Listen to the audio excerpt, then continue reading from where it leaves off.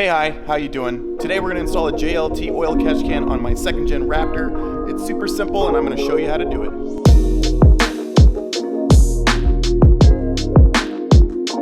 So this goes without saying, but go ahead and pop the hood on your truck. Alright, so the next thing we got to do is remove the actual engine cover. To do that, you're going to take two 10mm bolts out right here and then also remove the oil fill cap. Super simple stuff. Do yourself a favor and make sure that your engine bay is nice and cool. I haven't even driven the truck today, so what I'm gonna do is I'm gonna get in here. There's two 10mm bolts at the front of the engine cover. Go ahead and back those off. And then pull them out, put them in a safe spot. In other words, don't drop them down into the engine bay. And then come over to the driver's side and go ahead and release the oil fill cap. Just pull it right out. And then the engine cover should just pull off all in one spot. All right, so our next step is we're gonna remove this PCV connection here that goes from the crankcase to the intake manifold. It's super simple to do. Just push on the blue tabs and pull out, and it should come off really, really easy. You're not gonna need this because we're actually gonna be replacing this connection. All right, so we gotta make some room for the mounting bracket, and what you're gonna do here is you'll notice here on the side of the battery tray, there's some wires that are just kind of run through here. It's just a little, little mount there. Just go ahead and pull it out and it will reveal this little hole. That is to be expected. All right, now JLT provides you with this really nice mounting bracket that's actually gonna sit like this on the battery tray and gives you a really good sturdy spot to be able to mount your catch can. Now, the thing is there's only one hole, so we need to drill another one. Now here's a little trick I just figured out is if you take the mounting bracket and turn it upside down and you find the hole here, take your bolt that you're gonna use to mount that comes in the kit, and that'll kind of hold it into place, and then you have a better idea of where you're gonna need to drill your hole. Once you've done that, line it up exactly the way that you would like it, which for me is going to be as straight as humanly possible because I'm a little bit obsessive about that kind of thing. And then go ahead and take your drill, and you're gonna want to drill the hole right into that battery tray spot.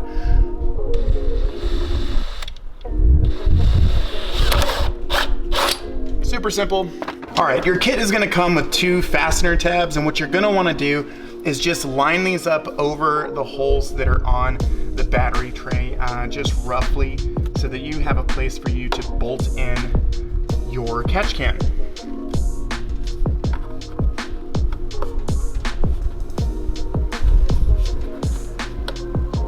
All right, so if you made it this far, this is what your battery tray should look like. You should have those mounting tabs right here. And then what we're gonna do is just bolt in the bracket. Go ahead and take your 10mm bolt fasteners, and what you're gonna wanna do is just take your bracket, line it up with those holes, and then go ahead and get these screws started.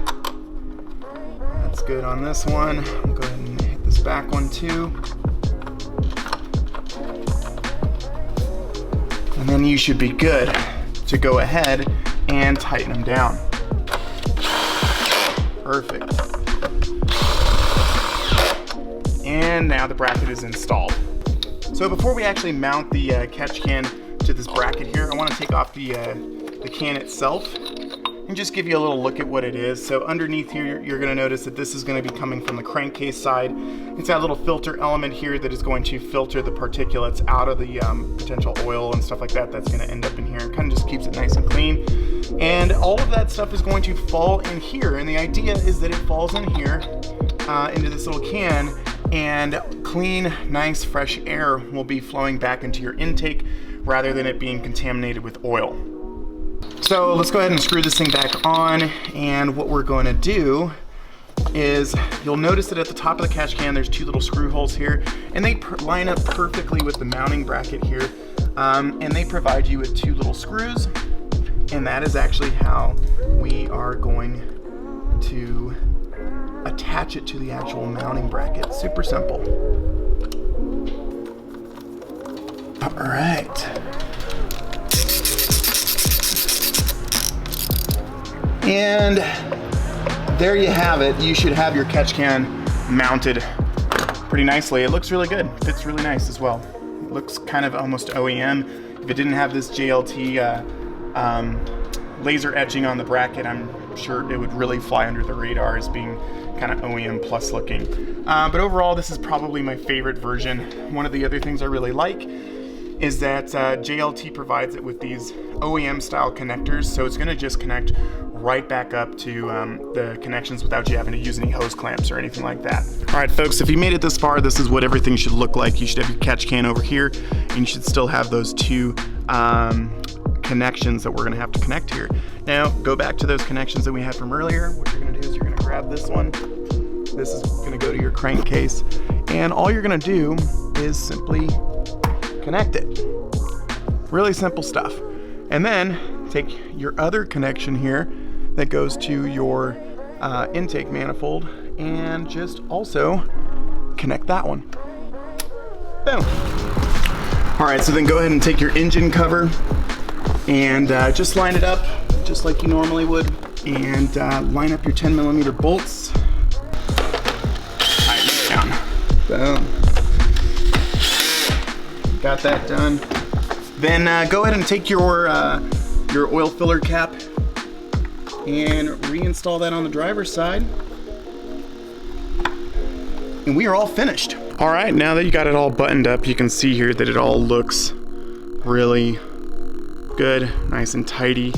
You can see the catch can here, and just how it all just sits very much like you would think it would come from the factory. So is it totally necessary to install a catch can on your Raptor or maybe your F-150 Platinum, anything running a 3.5 EcoBoost or any of the EcoBoost motors in general? And the answer is probably not. Ford doesn't think it's something that needs to be recommended on these trucks.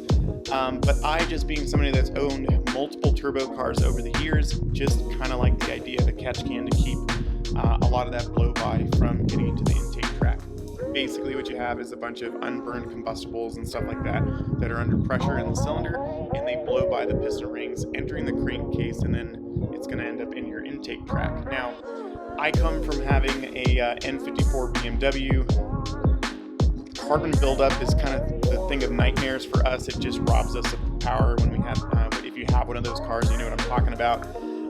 It's not that big of a deal on the 3.5 EcoBoost, mainly because it is both direct and port injected, so it's going to actually be kind of cleaning off the backside of those valves as it enters the combustion chamber. But it's just one of those things where for $150, and while my truck still has less than 3,000 miles, I'd rather just do it and know that carbon buildup's never going to be an issue.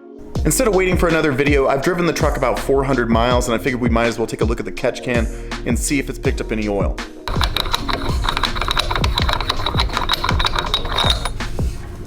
There's actually a little bit of oil in there, and this is only after 400 miles or so. So my plan is to empty this out basically on every oil change interval. As you can see, the oil catch can is actually doing its job. It's collecting all of that blow by before it enters my intake manifold, and that's exactly what it's supposed to do. It's a simple system, but it works. Now you can like, comment, subscribe, and I'll see you on the next one.